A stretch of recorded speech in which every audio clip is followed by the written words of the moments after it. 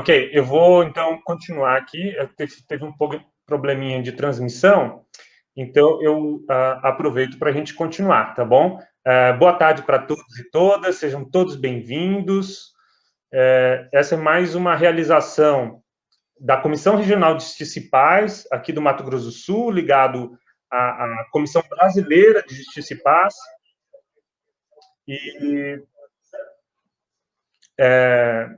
Então, é um organismo vinculado à Igreja Católica que trabalha aí em prol da justiça e paz, se envolvendo em diversas atividades aí, na luta por direitos humanos, né?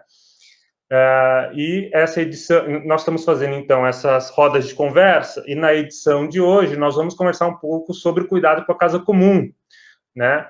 Trazendo a discussão da Laudato Si, que é a encíclica do Papa Francisco, partindo do nosso chão, né? E o nosso chão é o chão pantaneiro, e então nós vamos dialogar um pouco a relação aí do cuidado com a casa comum a partir do bioma Pantanal, com a reflexão aí da Laudato Si, né? Então, eu vou aproveitar agora já para apresentar os nossos colaboradores, nossos facilitadores aqui da roda de conversa, e eu peço, e vai ser da seguinte forma, cada um vai falar de 15 a 20 minutos, até 20 minutos, e depois nós vamos abrir para perguntas aí da galera que está no chat aí do Facebook, tá bom? Então, gostaria de apresentar a vocês Dom João Bergamasco, que é bispo da Diocese de Corumbá, está lá no chão pantaneiro, e também a Alene Lopes, que é bióloga e mestre em ecologia, conhece bem o Pantanal, já desenvolveu várias pesquisas, e vai nos brindar aí com a percepção mais técnica de conservação e biodiversidade do Pantanal. Tá? Então, por favor, gente, sejam bem-vindos. E boa roda de conversa para nós. Nós vamos começar, então, com o Dom João, tá? Que pode se apresentar brevemente aí e fazer reflexão conosco sobre a Laudato Si. Vamos que vamos. Boa tarde, Ariel. Boa tarde, Alene. Boa tarde a todos e todas. Nossa intenção, assim, nesta tarde, é conversarmos um pouco, termos uma ideia, como nós que vivemos num bioma tão importante, que é o Pantanal, como que isso se relaciona com a nossa vida, com a Laudato Si, também com aquilo que a Igreja, o Papa Francisco propõe para nós. Então, este momento, não vamos fazer assim um estudo sobre a Laudato Si. Nós tivemos já muitas oportunidades de fazer um estudo sobre a Laudato Si, como também teremos ainda muitas oportunidades de fazer isso. Mas queremos, assim, eu quero conversar um pouco com vocês, como que caminhos o Papa Francisco, a Igreja aponta para nós diante essa nossa relação com a casa comum. Tendo presente a Laudato Si, mas também tendo presente todas as atitudes, todo o ministério do Papa Francisco, né? É importante nós termos presente, assim, os últimos acontecimentos do nosso bioma Pantanal, as queimadas que houve nos últimos tempos, que agora esperamos que esteja no seu final, com as chuvas que chegaram, mas também é um momento de nós irmos tomando consciência dessa importância de cuidarmos da casa comum, tomarmos consciência da importância que o bioma Pantanal tem, não só para o nosso país, mas também a importância que ele tem para todo o nosso planeta, porque as coisas não estão separadas umas das outras, existe toda uma relação. Quando o cardeal de Buenos Aires, Jorge Mário Bergoglio, foi nomeado Papa, eu acredito que a Igreja tinha uma missão especial para ele naquele momento. A escolha do nome Francisco não é somente uma referência a um santo muito conhecido, um santo do passado, mas a escolha desse nome faz parte de um projeto de igreja. Francisco não é um reformador da igreja. Ele busca mexer com as estruturas da igreja. Ele busca uma vivência mais profunda do cristianismo. Nesse sentido, São Francisco de Assis passa a ser uma referência, porque ele é alguém que foi chamado a construir a igreja. Vai, constrói a minha igreja, Francisco. E então, nesse sentido, Francisco de Assis passa a ser uma referência também para aquilo que nós chamamos hoje da casa comum, que a Laudato Si vai contemplar de uma maneira assim esplêndida. É claro que o Papa Francisco vai buscar assim o seu papado, essa vivência do cristianismo lá nas primeiras comunidades cristãs, lá no próprio Cristo. Nesse sentido, o Santo Padre, olhando para a vida de São Francisco de Assis, ele vai percebendo a dimensão relacional de toda a criação.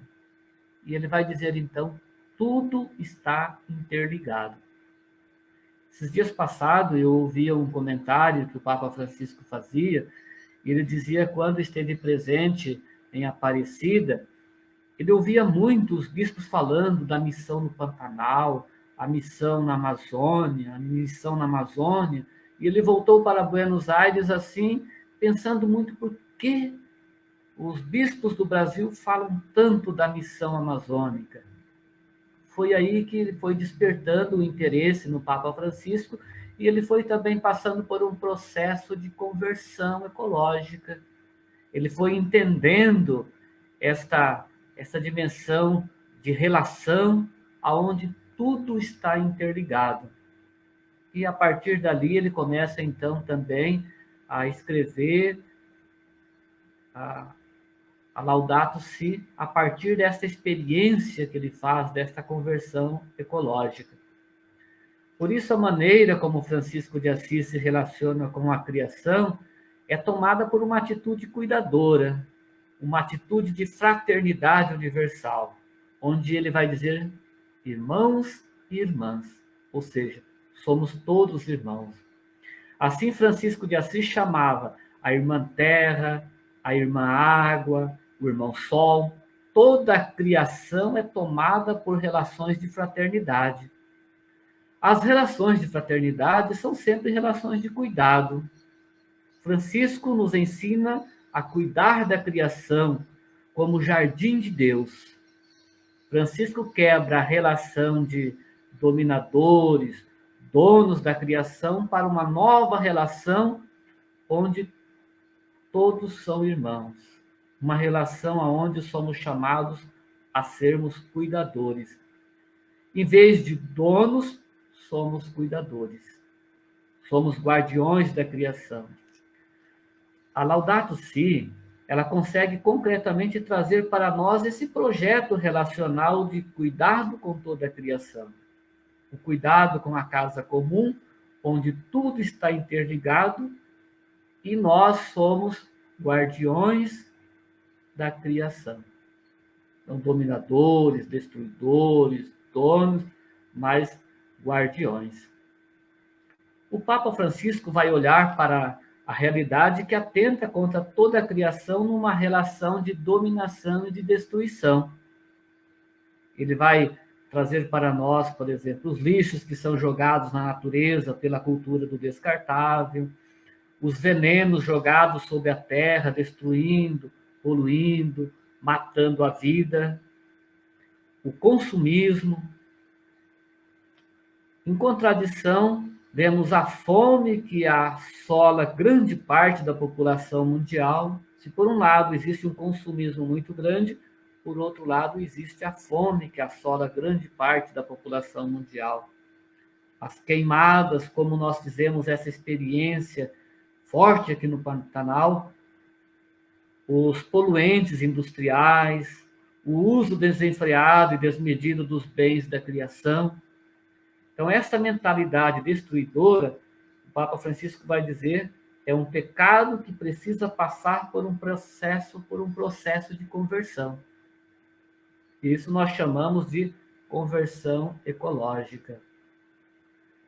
A Laudato Si, no número 53, ela vai nos dizer, de uma maneira assim muito forte, muito contundente, quando ela vai dizer: essas situações provocam os gemidos da irmã terra, que se une aos gemidos dos abandonados do mundo, com um lamento que reclama de nós outro rumo.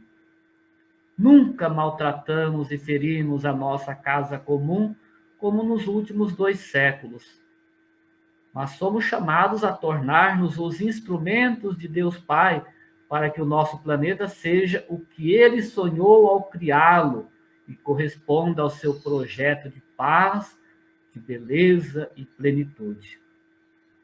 Então, essas palavras bonitas do Papa Francisco na Laudato Si.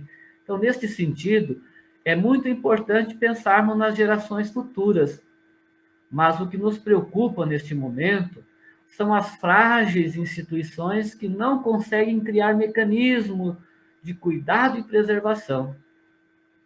Aqui prevalece o interesse de grupos minoritários que buscam se apossar dos bens da criação. Aqui no Pantanal não é diferente. Os interesses de grupos ligados à cana-de-açúcar, ao minério, à criação de gado, buscam ocupar cada vez mais os espaços, com a flexibilização de leis que facilitam a ocupação, a destruição do bioma. Há sempre um interesse de ocupação e destruição do meio ambiente por grupos poderosos e muitas vezes minoritários. Então eu vejo que essa conversão ecológica, ela incide na vida de todas as pessoas. A conversão ecológica passa pela minha conversão individual, mas também ela se estende para uma conversão comunitária, uma conversão social. É uma mudança na nossa maneira de viver. Muda a nossa maneira consumista para uma maneira mais simples. Mudar nosso sistema de vida. Isso é muito difícil para nós que temos uma mentalidade capitalista, consumista. A mentalidade do descartável. Usa e joga fora. O uso irracional dos bens da criação. A proposta da Laudato Si não é somente uma cultura verde. Ela vai além. Ela passa para uma nova maneira de viver e de se relacionar com toda a criação. Não é só uma proposta de preservação, mas é uma maneira de se viver, de se relacionar e uma proposta de fraternidade. É uma proposta de fraternidade. O Papa Francisco não só fala de uma maneira mais simples de viver. Ele vive de uma maneira mais simples, numa comunidade de pessoas onde o aprendizado relacional ele é permanente. O Papa Francisco é um exemplo para nós desta nova maneira de viver. Quando ele convida para uma nova economia mundial, ele está nos convidando para essa nova maneira de viver e de se relacionar com os bens da criação. Eu pergunto, nós estamos dispostos a mudar os nossos hábitos de vida?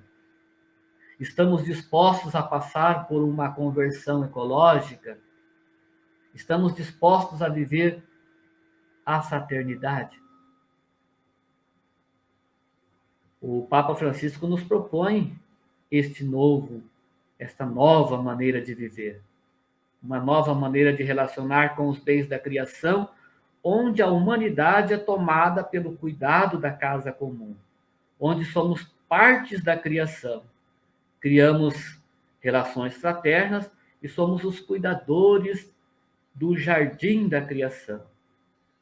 Uma nova economia, a economia onde a participação nos bens da criação seja um direito de todos. Por isso, a conversão ecológica passa também por essas atitudes. Os bens da criação seja direito de todos, derrubando as desigualdades, o direito à água, o direito à terra, ao alimento, à moradia, o direito à vida digna. Por isso, a preservação, o cuidado com a vida. Essa maneira de ver a criação como um jardim onde o Deus Pai Criador entregou para nós para ser cuidado, deve despertar em nós o cuidado com o bioma do Pantanal. Esse cuidado não restringe somente para o povo pantaneiro, não só nós que moramos aqui no Pantanal, mas deve ser uma preocupação de toda a humanidade, pois está tudo interligado. Estamos vivendo uma relação, estamos interligados. Então, é a importância de viver essa relação de cuidado. As queimadas no bioma Pantanal devem despertar em nós uma indignação. Não podemos ficar calados diante de toda essa destruição. É preciso perceber que por trás disto tem um interesse de destruição e apropriação dos bens da criação, dos bens da natureza, especialmente por grupos econômicos. Diante dessas situações, há sempre os extremos. Existe aquele extremo, vai dizer a Laudato Si, que acha que tudo é intocável, mas também existe outro extremo, aqueles que, dominados por um desejo de exploração irracional, defendem a todo custo o mito do progresso sem se importar com a degradação da casa comum. Nesse sentido, a Igreja não tem a última palavra, não tem as soluções prontas sobre essas questões, mas ela quer unir os extremos para um diálogo responsável, juntos buscar os caminhos, um caminho responsável, ouvindo a ciência, construindo um novo cenário de cuidado e de preocupação com os bens da criação. Por isso, é importante termos presente que os bens da criação deve haver essa busca do cuidado, mas que também ele possa estar partilhado com todos. Os bens da criação devem ser usados de maneira sustentável, aonde esteja para o bem e para, vamos dizer assim, a manutenção, a vida digna de todas as pessoas. Nesse sentido, é importante as buscas de leis que protegem o bioma pantanal, os conselhos de participação nas decisões, o trabalho de conscientização da comunidade para o cuidado da casa comum e também para a proteção dos povos da terra.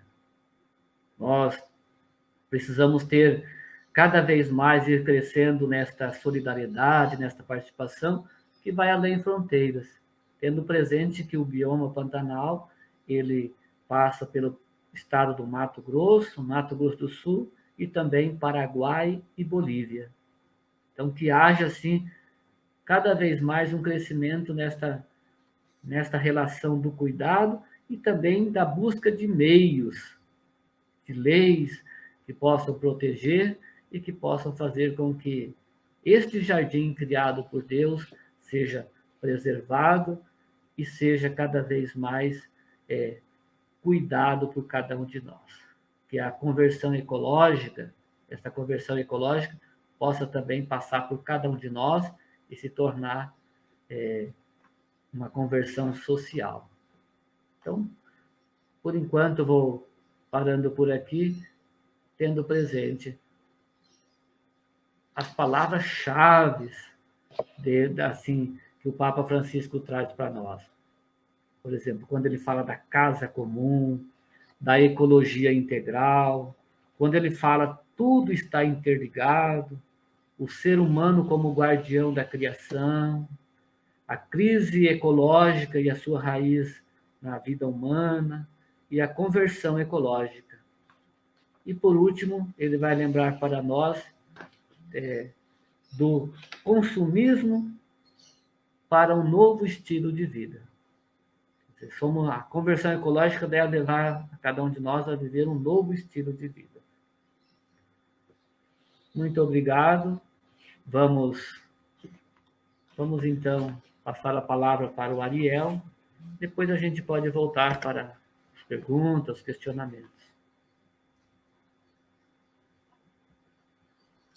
É isso aí, muito obrigado, Dom João, obrigado pela sua intervenção, pelas palavras. E nós temos muitas pessoas aqui dando boa tarde, pedindo sua bênção. E tem alguns comentários, né? O irmão Silvio diz assim: a proposta da Laudato Si é uma proposta de fraternidade. A Cris Santana diz: fabuloso esse convite que o Papa Francisco nos faz frente à criação. É um momento de conversão. O Anderson Francisco comenta: infelizmente, nossa realidade ainda está distante dessa consciência de preservação e, com isso, o direito à vida.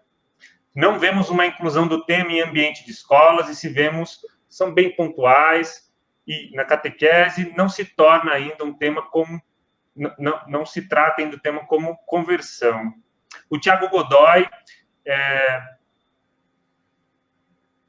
alegria viver e contemplar esse convite de uma nova vivência da criação, né? Que aqui no Pantanal a urgência dessa conscientização. Então, tem alguns comentários aqui. Por último, comentário aqui é da Catarina. É de responsabilidade do ser humano, especialmente do cristão, a preservação do meio ambiente para o seu próprio bem, o bem da casa comum. Que bom podermos aprofundar o que podemos melhorar em nossas atitudes. Então, pessoas aqui de diversos lugares do nosso estado comentando aí a fala do Dom João. Dom João trabalhou conosco, então, conversou bastante sobre a Laudato Si. Laudato Si, que significa louvado seja, né? E o Papa Francisco abre a Laudato Si com o cântico de São Francisco, né? Como bem lembrou Dom João, essa espiritualidade franciscana da irmandade, da fraternidade, né? De que tudo, a natureza é a nossa irmã, né? E vale lembrar também que na Laudato Si o Papa Francisco menciona algumas linhas de ação, né? Feito uma reflexão, menciona essas linhas de ação, basicamente linhas de ação que são fundamentadas na expressão do diálogo, um diálogo entre política e economia, um diálogo para políticas nacionais e locais, um diálogo para a transparência das ações, né, e um processo de processos decisórios compartilhados, coletivos, né, que envolva a população na decisão do que é melhor para as cidades, para os estados, os países, né? E fala muito em política internacional e meio ambiente.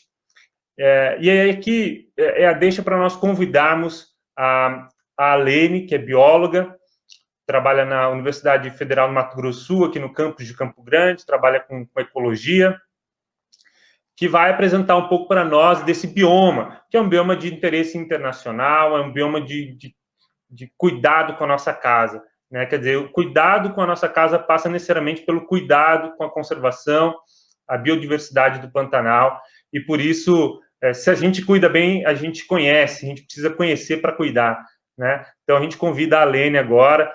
Por favor, Alene, se apresente brevemente, pessoal, e nos brinde aí com a sua apresentação. Obrigado. Boa tarde, obrigada, Ariel. Então, você já apresentou, né, muito bem. Eu sou a Lene, eu sou bióloga, mestre em Ecologia e Conservação, e tenho trabalhado, né, na área de pesquisa, no laboratório de pesquisa da Universidade Federal há 8 anos, né? Então, assim, o nosso escritório, o nosso local de estudo é o Pantanal, né? Então, eu quero trazer aqui um pouquinho para vocês do que é o Pantanal mesmo, e bem rápido, assim, falar, né, do que a gente sofreu nos últimos meses, e deixar aí algumas alternativas, né, junto com o que o Dom João expôs, né, que é o pedido do nosso Papa, da gente cuidar da nossa casa comum. Então, vamos lá. Eu vou partilhar aqui a tela com vocês.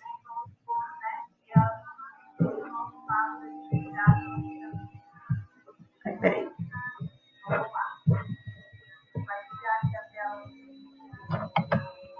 Porque falar do Pantanal sem sem mostrar imagens não tem graça, né, gente? Então...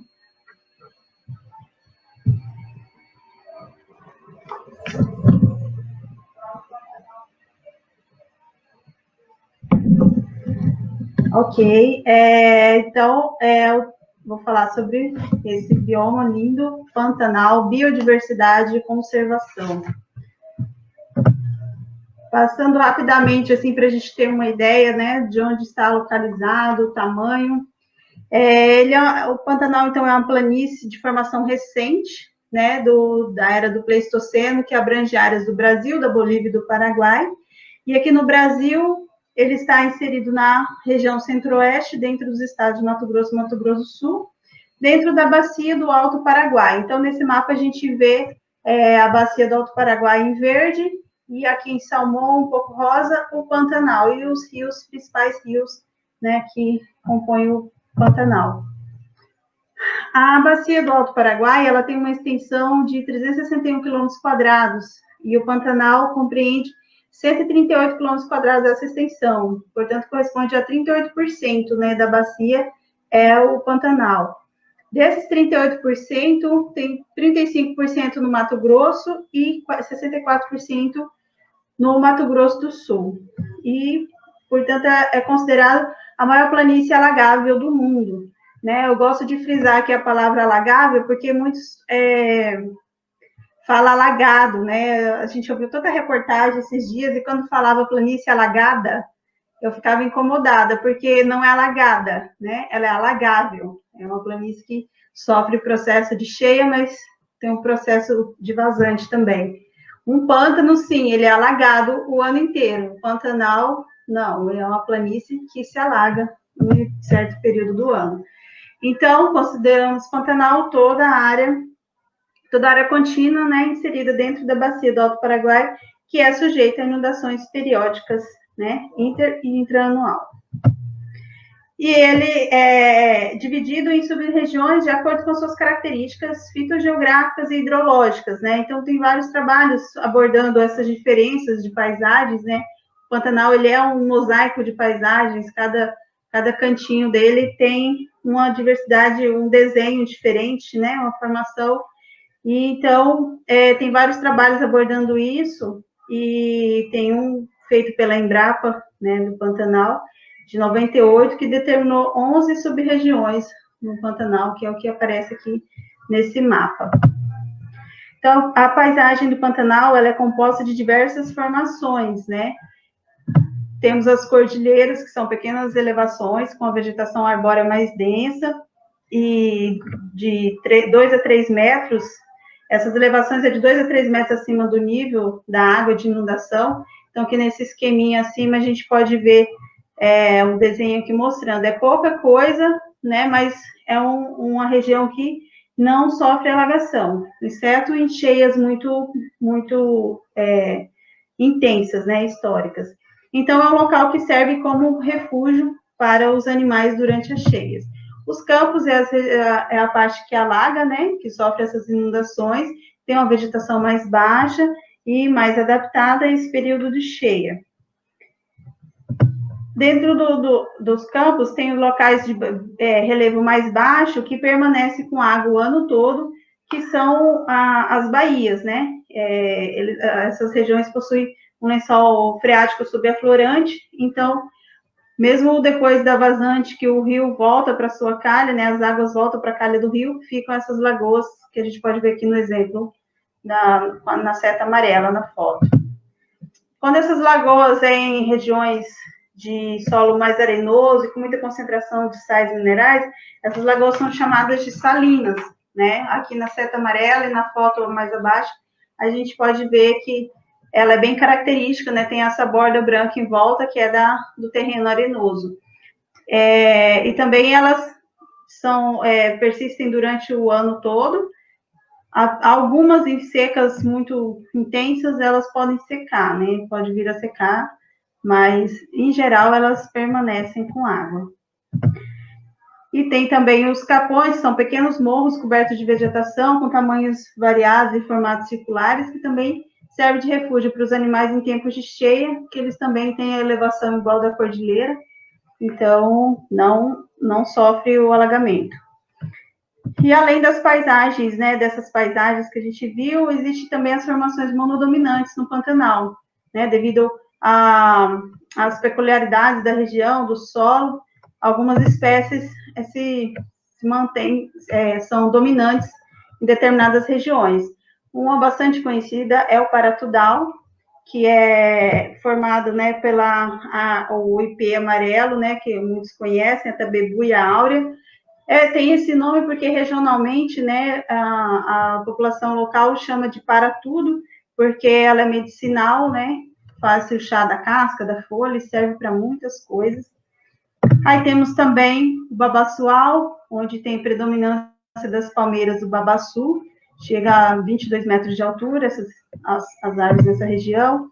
Buritizal, que é predominante é uma palmeira também, o buriti, chega a 15 metros de altura. Cambarazal, que também é de área inundável, mas é um extrato arbóreo, né? Chega até 18 metros de altura. O canjiqueiral, que é formado por canjiqueiras, que são mais baixas, troncos mais retorcidos, sofrem inundação também, chegam a 5 metros de altura. E o carandazal, que também é a formação densa de dominância da palmeira carandá, chega até 20 metros de altura e é bem utilizada, né, pela população local. Então, continuando, né, falar da biodiversidade do Pantanal, a diversidade de vegetação ela é bastante única. A sua riqueza em espécies vegetais chega a cerca de 2.000 espécies de plantas catalogadas, né, e tem influência de plantas da Amazônia, da Floresta Atlântica, do Chaco e principalmente do Cerrado.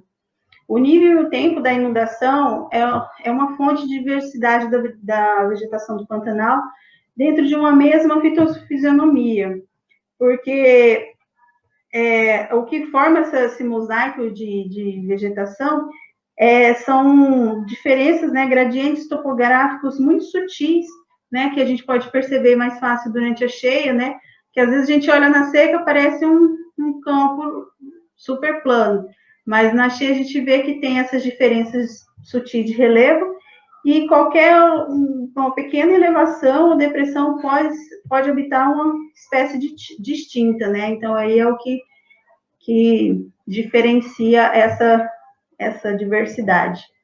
E devido à formação recente, né, do Pantanal, existem poucas espécies endêmicas. Em relação à fauna, a diversidade animal, ela também é um reflexo, né, dos ambientes que o circundam. Tem animais do Cerrado, floresta amazônica, do Chaco, e também é raro a existência de espécies endêmicas. E o Pantanal, a gente tem, né, assim, um diferencial que, como ele possui muitas áreas abertas, né, é fácil a gente visualizar os animais, né, principalmente os grandes vertebrados, né, na época da cheia, né, que eles estão se refugiando em alguns locais, isso fica mais fácil de ver também. Então, na planície pantaneira são catalogados cerca de 149 espécies de mamíferos, 650 espécies de aves, 260 espécies de peixe, 187 espécies de répteis e cerca de 71 espécies dos mais variados anfíbios. Além do gado, que já está introduzido, né, na paisagem desde há mais de 200 anos, né? Então, está relativamente adaptado, né? Que a gente já sabe como que existe esse manejo na época das cheias. O clima do Pantanal é um clima quente, com um semestre de inverno, né, seco, apresentando um regime de precipitação bem marcado, né? A pluviosidade oscila bastante, até 1.400 milímetros por ano, sendo que 80%, né, dessa chuva ocorre entre os meses de novembro a março. E o Pantanal, por essa característica plana, né, durante as cheias, as águas demoram para escoar, que é o que causa esse alagamento. Então, aqui a gente vê no primeiro gráfico, mostrando que na parte norte do Pantanal, a inundação ela ocorre junto com as chuvas. Mas na parte sul, a inundação ocorre após as chuvas, 3 meses mais tarde, mais ou menos. Porque aí vem as chuvas, né? Molham as cabeceiras e a água vem descendo, então a região sul alaga mais tarde um pouco. E claro, em períodos, né, chuvosos extremos, a gente vê aí uma inundação extrema, e em período de extrema seca, temos o evento de seca combinados, né, com grandes incêndios florestais. Então, as queimadas, ela tem notável influência, né, na estrutura da vegetação e na evolução das plantas. O fogo ele pode alcançar grandes áreas devido ao acúmulo da matéria seca durante a estação de seca prolongada. E esses incêndios, em geral, os incêndios são responsáveis por 1/4 da perda de florestas do mundo. Em vegetações como o cerrado, muitas plantas são adaptadas ao fogo, né? Possuem os troncos retorcidos, tem a casca grossa. Muitas sementes, elas precisam do fogo para germinar, né? Tem a quebra da dormência através do fogo. Tem muitas espécies que precisam. E dessa forma, a riqueza e a abundância dessas espécies com essas características aumentam nos locais onde tem episódios de fogo. Por outro lado, os incêndios provocados pelo homem em períodos, né, indevidos prejudicam a reprodução sexuada das espécies, porque queimam seus diásporos, né, e inviabiliza as sementes. Então, os seus atributos florais são perdidos. Então, esse tipo de reprodução não acontece. Porém, excluir de tudo o evento do fogo, ele pode ocasionar um acúmulo de biomassa e potencializar incêndios futuros muito maiores, com maior dificuldade de contenção. Então, o melhor cenário, né, é realizar o manejo e o uso do fogo de forma correta em áreas que são adaptadas ao fogo. No Pantanal tem um número elevado, né, de espécies tolerantes ao fogo, quando a gente compara com as espécies que sofrem, né, que não resistem ao fogo. Porém, o fogo ele causa uma cerradização, né, da vegetação, né, ou seja, um aumento das espécies de cerrado com adaptações ao fogo, né, como eu já falei, espécies que têm a casca grossa, tem propagação vegetativa, né. Aqui temos 2 exemplos, o cajuzinho e a lixeira.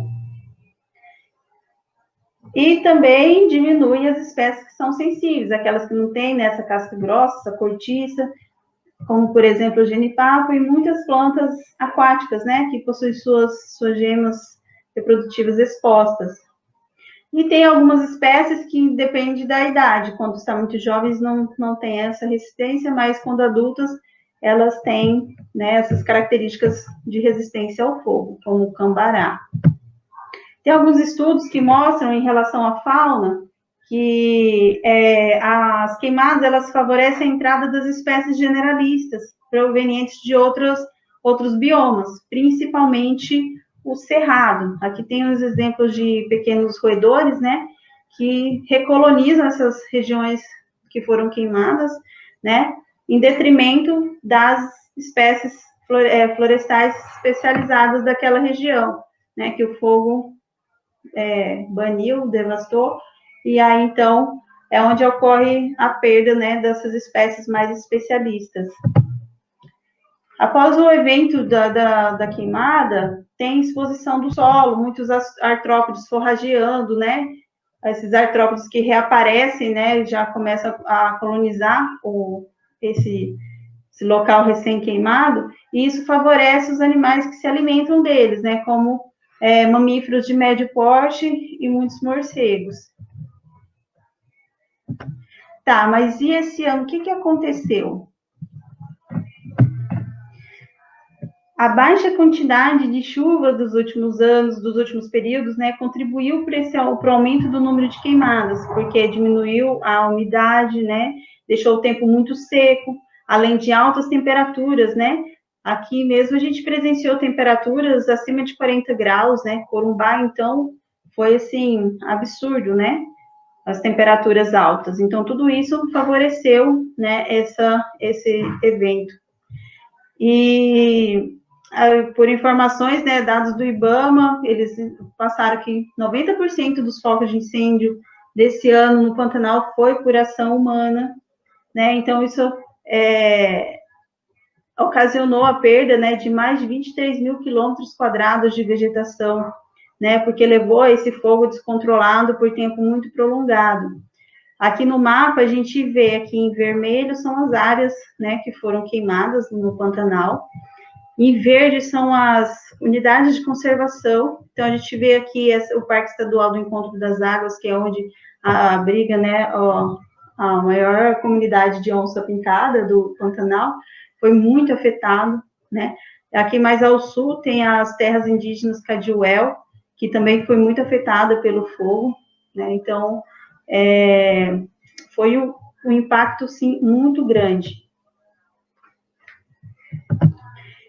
E aí, com esse fogo intenso e prolongado, houve a queima, né, do subsolo, como muitos puderam ver em reportagens, né, e o que favorecia o reaparecimento do fogo em vários pontos, né, que pareciam já estar controlados.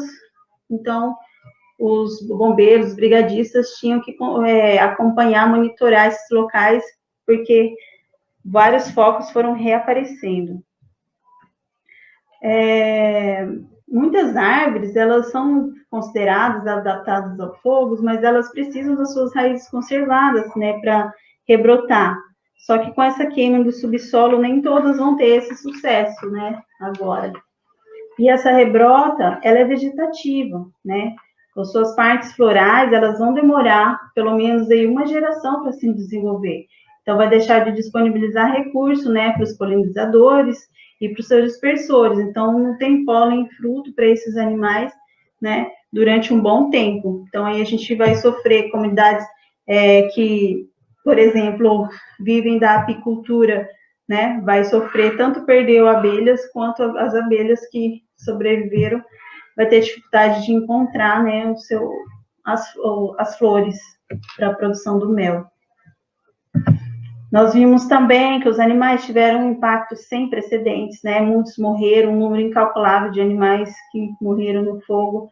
E os que foram salvos estão bem debilitados, né? Não sabemos nem se conseguirão voltar ao seu hábitat. E os que sobreviveram, que conseguiram escapar do fogo, né, sofreram com a falta de alimentos. Então, assim, ainda não se sabe o tamanho do impacto dessa perda, né? Agora que a gente começa a discutir sobre isso, dessas principais espécies. Mas a gente sabe que o restabelecimento delas é longo, né? É um tempo muito mais demorado do que o próximo período de queimadas, que a gente, né, sabe que é anual. Então, né, muitas fêmeas têm um período longo de gestação, têm poucos filhotes ou um por gestação. Então, até o restabelecimento das populações dessas comunidades animais vai demorar um bom tempo. E, além disso, as populações locais, né, os ribeirinhos sofreram com a fumaça, né? Então, assim, apesar da gente estar sofrendo a pandemia, ainda veio essa fumaça, né, piorando a situação, a saúde das pessoas, e além deles perderem, né, o seu ambiente de subsistência, né? Muitas comunidades vivem, né, retiram seu sustento da terra, do Pantanal, né?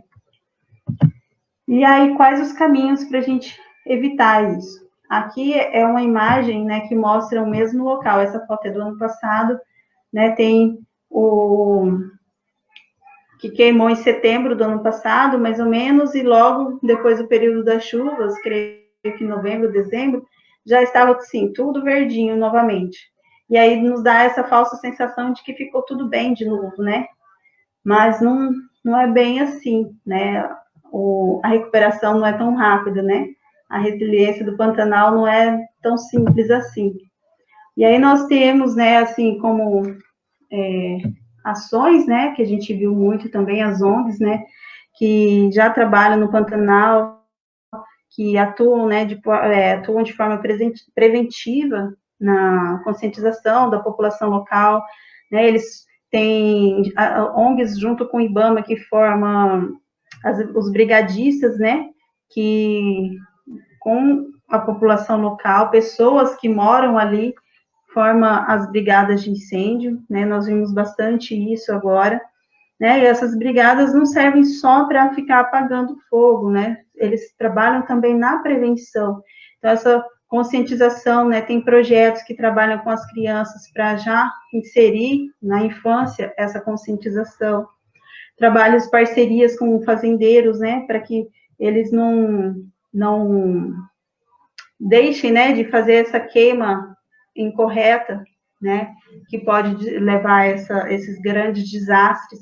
Então, assim, são muitas atitudes, né? Aqui embaixo eu coloquei algumas ONGs, né, que a gente sabe que tem trabalhado aí na defesa do Pantanal. Além disso, né, que é necessário mais fiscalização nessas grandes áreas de pastagens, né, em fazendas, e a conscientização, né, dessa queima controlada na época adequada. Iniciou o ano passado o projeto NOLED, que NOLED é a palavra fogo na língua Cadiuel, que está trabalhando, estudando, né, os impactos, para conhecer os principais impactos do fogo no Pantanal, a curto, médio e longo prazo, né, e também para prever qual é a melhor época para realizar essa queima controlada. A comunidade indígena Cadiuel, eles já fazem isso, né? Eles já têm esse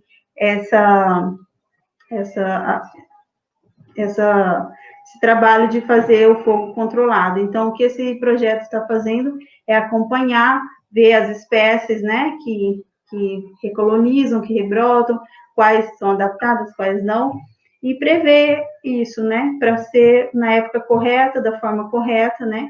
Então, é uma ação que vai ajudar muito na defesa do nosso Pantanal. E aqui é uma foto que nos mostra que há esperança, para finalizar aqui. Né? Todo mundo viu isso também, esse uninhal dos tuiuius, que há anos, né, ele é até patrimônio de Corumbá, um ponto turístico. Os tuiuius utilizam o mesmo ninho, né, para reprodução. Pegou fogo esse ano, foi uma cena triste, dolorosa, assim como todas as outras. E um colega nosso, pesquisador da Embrapa, Pantanal, passando, né, pela estrada, ele viu um tuiuiu, né, pousado na árvore queimada, nos galhos, né, queimados. E ele teve a iniciativa de construir um ninho artificial, acho que vocês viram também, e aí junto com a Energisa, né, com a Prefeitura de Corumbá, eles construíram esse ninho, né, e ficaram na expectativa, né, que será que eles iam aproveitar ou não, né, o ninho, e graças a Deus eles apareceram, parece que uma semana depois, alguns dias depois, os tuiuius já estavam lá, aqui na Sete Amarelas, vocês podem ver que tem a cabecinha de um tuiuiu lá em cima, então eu acredito que eles aceitaram a nova casa, graças a Deus, e darão continuidade à prole, né. E aí, para finalizar, eu deixo os questionamentos, né, junto com o que o Dom João nos colocou, que nosso Santo Papa nos pede, né, o que nós cristãos podemos fazer para preservar a natureza, para evitar, né, que grandes desastres ambientais como esse que aconteceu no nosso Pantanal aconteça de novo, né, que nós temos essa responsabilidade, né, claro que a gente não pode ir lá ajudar a apagar o fogo, mas a gente pode fazer muita coisa, né, conscientizar, trabalhar, cobrar, né, doar, né, que as ONGs todas estavam recebendo doações para ajudar os brigadistas. Então, fica aí o questionamento. É isso. Deixa eu ver aqui. Ok, muito obrigado, Lene. Muito obrigado pela sua exposição. Muitas pessoas aqui no chat do Facebook elogiando a sua apresentação, uma bela aula. Então, as pessoas muito contentes, né, de você apresentar essas informações e o pessoal está falando assim, como é rico, né, que beleza, que maravilha que nós temos no Pantanal. Então, eu já vou aproveitar aqui para selecionar duas perguntas que foram feitas aqui. Uma pergunta direcionada, então, para o Dom João e a outra direcionada para você, Alene. As perguntas são da Nayara Martins. Ela diz assim: parabéns pela iniciativa. Gostaria de perguntar se não é urgente que a Igreja Católica, em especial nossas dioceses do Mato Grosso do Sul, se coloquem ativamente na luta pelos povos indígenas. Então, essa pergunta é para você, Dom João. E para a Alene, temos uma pergunta também. Ela diz assim: Alene, muito boa sua apresentação, parabéns. Não sabia que o gado já estava há tanto tempo no Pantanal. Sobre isso, gostaria de saber se o gado age como bombeiro, entre aspas, no Pantanal, como disse a ministra Tereza Cristina. Então, por favor, se vocês puderem responder.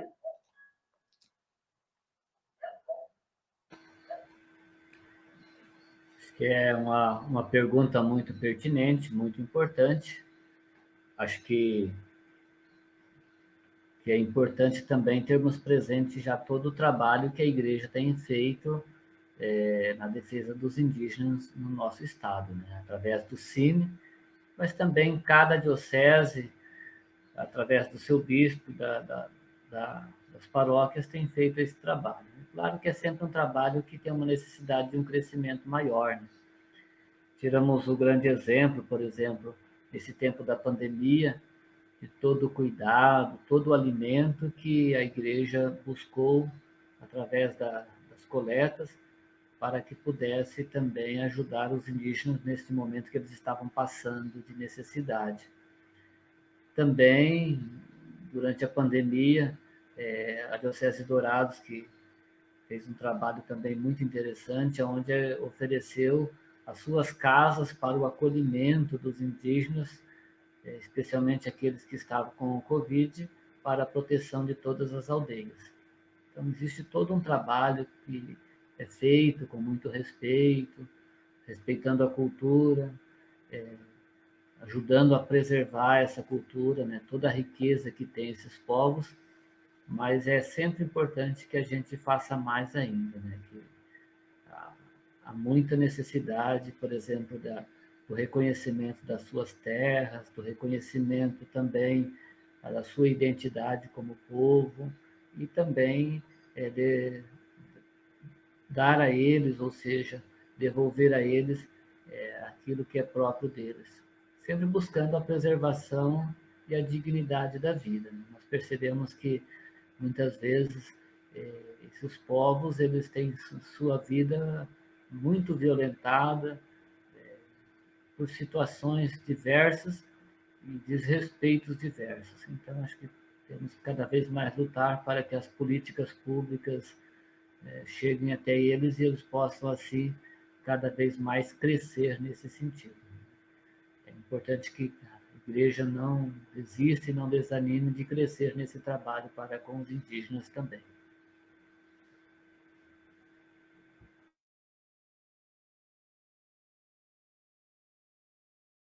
Nayara?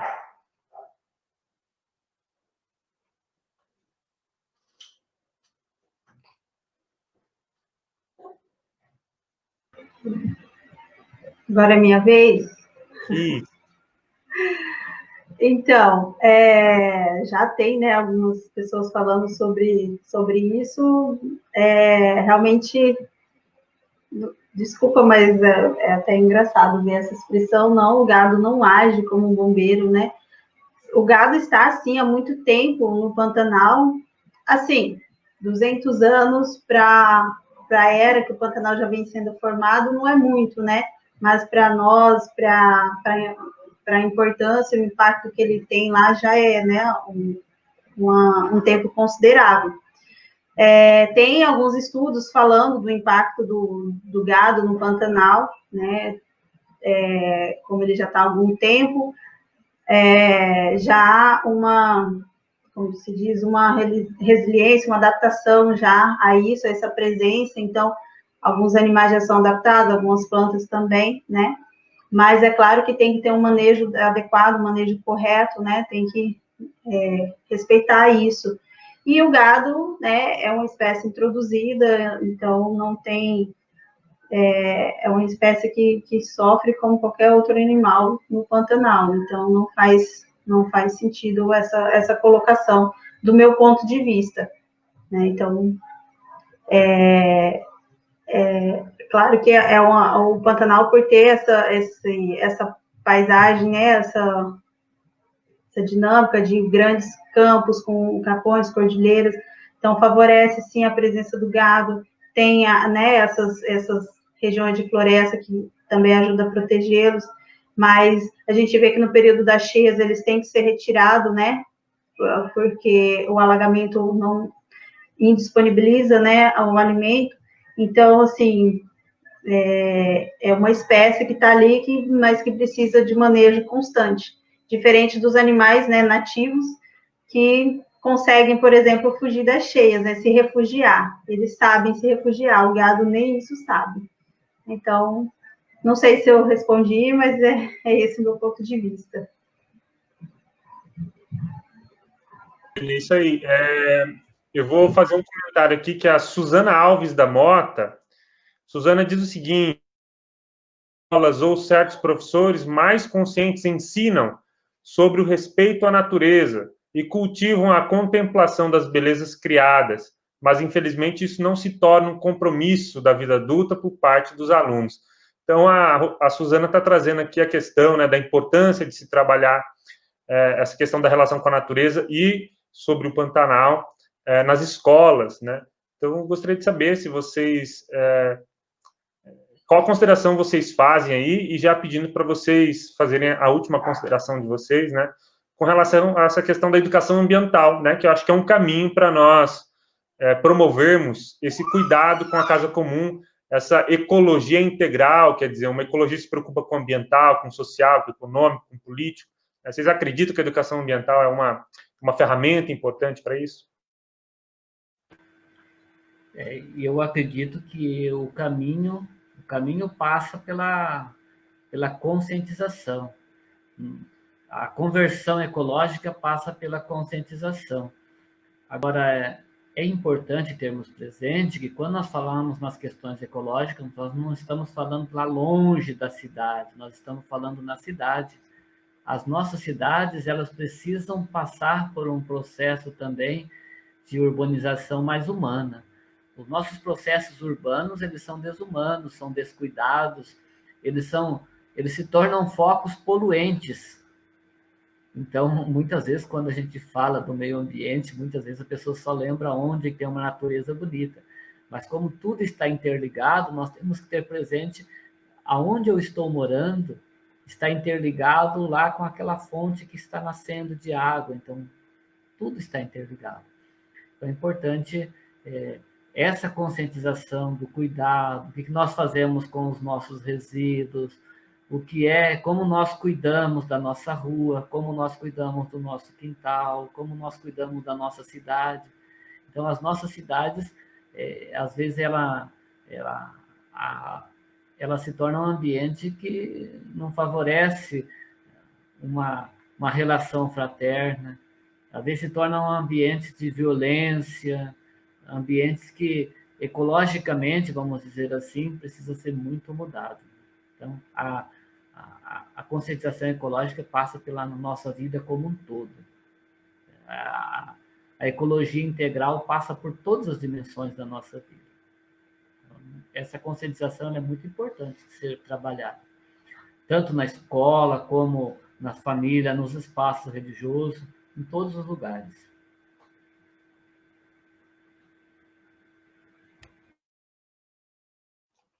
Obrigado, Dom João. Alene, você. Concordo muito com as palavras do Dom João. Eu acredito muito, né, nessa questão da educação ambiental, e é algo que começa em casa, começa da gente, né? Continua na escola. Eu penso muito assim, às vezes trabalha-se educação ambiental com as crianças, mas e os adolescentes, e os jovens?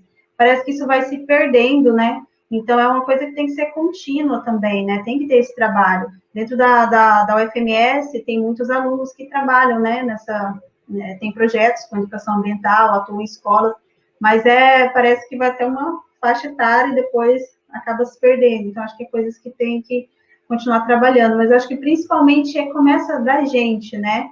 A gente, assim, agora eu vou falar um pouquinho, né, do pessoal, nós aqui, o Ariel, né, com a esposa, nós temos crianças, então estamos começando a formar novos cidadãos, né? Então, é a nossa responsabilidade, né, de começar isso, né? Hoje a gente tem o privilégio de ter na nossa cidade aqui de Campo Grande a coleta seletiva, né? Então, a gente tem a oportunidade de começar a ensinar as crianças, os adolescentes a separar o lixo. Gente, isso parece pouco, mas já é muita coisa, né? Então, são pequenas atitudes que vai disseminando, né, novas atitudes, né? A gente vê, assim, as pessoas hoje, elas querem, né, só usufruir da natureza, como Dom João disse, né? Fala em meio ambiente, só pensa lá, na natureza linda, bonita, verde. Aí, hoje, todo mundo quer ir para Bonito, todo mundo quer ir viajar para Bodoquena, fazer turismo no Pantanal, mas aí chega lá, joga uma bituca de cigarro no chão, joga papel de bala, joga latinha de refrigerante, de qualquer bebida. Onde que está a nossa consciência, né? Então, assim, é a nossa casa também. Então, acho que tem que partir nós mesmos, pessoas, eu começar e procurar disseminar isso no outro, né? Acho que, eu penso que é por aí, tem que plantar a sementinha, né? E a conscientização nos locais também, né? Como o João falou, a escola, a comunidade, a igreja. Nossa igreja aqui, a gente participa da Paróquia Cristo Bom Pastor, comunidade matriz, é um ponto de coleta seletiva, recolhe óleo usado para uma instituição que faz o sabão. Então, assim, e aí já há uma parceria, né? Que aí a instituição que confecciona o sabão já dá os produtos de limpeza para a igreja. Então, assim, são pequenas atitudes que vai se propagando, né? Então, acho que é isso que a gente precisa fazer, é agir pelo bem da nossa casa comum, que vai muito além do nosso umbigo, né? Tem que pensar em todos. Então, essa consideração que eu deixo, assim, né, final, ter essa consciência, cuidar mesmo do nosso quintal, que o nosso quintal não acaba no muro, no portão, vai muito além, né? É isso. Ok, muito obrigado. A gente gostaria, então, de agradecer pela CRJP, a participação de cada uma de vocês, agradecer a participação da Lene e do Dom João, que facilitou esse encontro, essa roda de conversa conosco. E se você tem alguma sugestão, entre em contato com a gente aí pelo Facebook, no chat, tá? Pode dar aí sua sugestão de tema, de horário, se o dia e horário é bom, né, para a gente fazer esse tipo de roda de conversa, tá? Então, portanto, nós vamos encerrando. Não sei se o Edivaldo está por aqui, se ele quer dar alguma notícia, algum recado. Parece que não. Tá. Só um pouquinho. Olá, não, estou por aqui, tranquilo, show de bola, parabéns, né, a Alene pela excelente explanação, ao meu companheiro, amigo de Comissão Regional de Justiça e Paz, professor Ariel, mestre, quase pós-doutorado, não sei, me parece já, né, Ariel? Então, só gente boa, nós estamos só com mestres aqui, doutores, e eu aqui só aprendendo no meio de vocês todos, né? O nosso bispo Dom João, né, com esse gesto carinhoso, sempre disposto, né, participativo, atuante. Dom João, sua bênção, que Deus também possa abençoar e fortalecer, dar muita força e energia para que o Senhor possa conduzir, né, a nossa igreja, que muito faz, né, e que nós queremos que faça mais ainda, né? Com certeza precisamos mais ainda. Está aí o desafio, né, de nós estarmos sempre apertando, né, o nosso clero, cobrando, mas estamos atuando, tá? Então, em nome da Comissão Regional de Justiça e Paz, eu e o Ariel fazemos parte aqui. Um abraço carinhoso a cada um, vocês que nos acompanham aqui, né, pelo Facebook também, né? O Ariel já fez aí as sugestões. Fiquem com Deus. Aliás, passar para o Dom João ainda, que também não fez os agradecimentos finais, acho que passar para que o Dom João dê a bênção final, né? Já ia aqui Só porque eu tenho o nome de bispo no sobrenome, já estou querendo pegar a vaga do Dom João, não dá, né? Então, eu só tenho bispo no sobrenome. Então, Dom João, com o senhor para finalizar aí a nossa live aí, nos abençoando, tá? Muito obrigado.